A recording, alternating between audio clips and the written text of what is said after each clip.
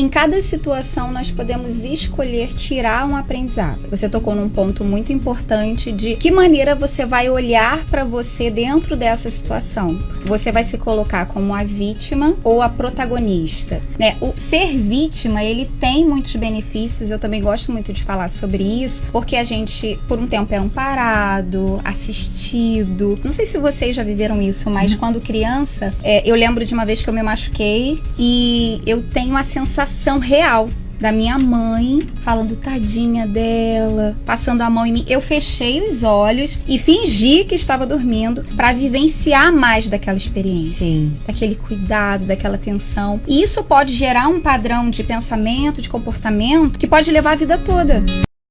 Em cada situação, nós podemos escolher tirar um aprendizado. Você tocou num ponto muito importante de que maneira você vai olhar para você dentro dessa situação.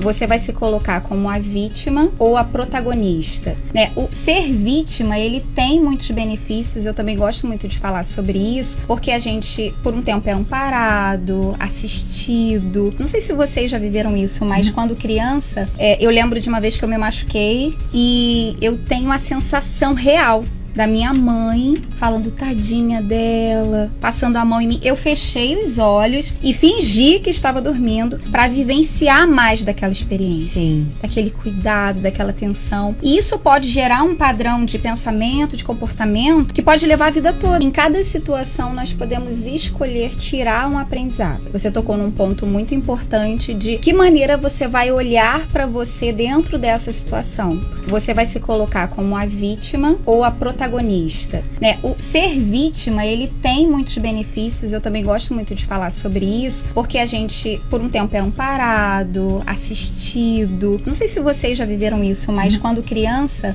eu lembro de uma vez que eu me machuquei e eu tenho a sensação real da minha mãe falando tadinha dela, passando a mão em mim. Eu fechei os olhos e fingi que estava dormindo para vivenciar mais daquela experiência. Sim. Daquele cuidado, daquela atenção. E isso pode gerar um padrão de pensamento, de comportamento que pode levar a vida toda. Em cada situação, nós podemos escolher tirar um aprendizado. Você tocou num ponto muito importante de que maneira você vai olhar para você dentro dessa situação. Você vai se colocar como a vítima ou a protagonista, né? O ser vítima, ele tem muitos benefícios, eu também gosto muito de falar sobre isso, porque a gente, por um tempo, é amparado, assistido. Não sei se vocês já viveram isso, mas quando criança, eu lembro de uma vez que eu me machuquei e eu tenho a sensação real da minha mãe falando tadinha dela, passando a mão em mim. Eu fechei os olhos e fingi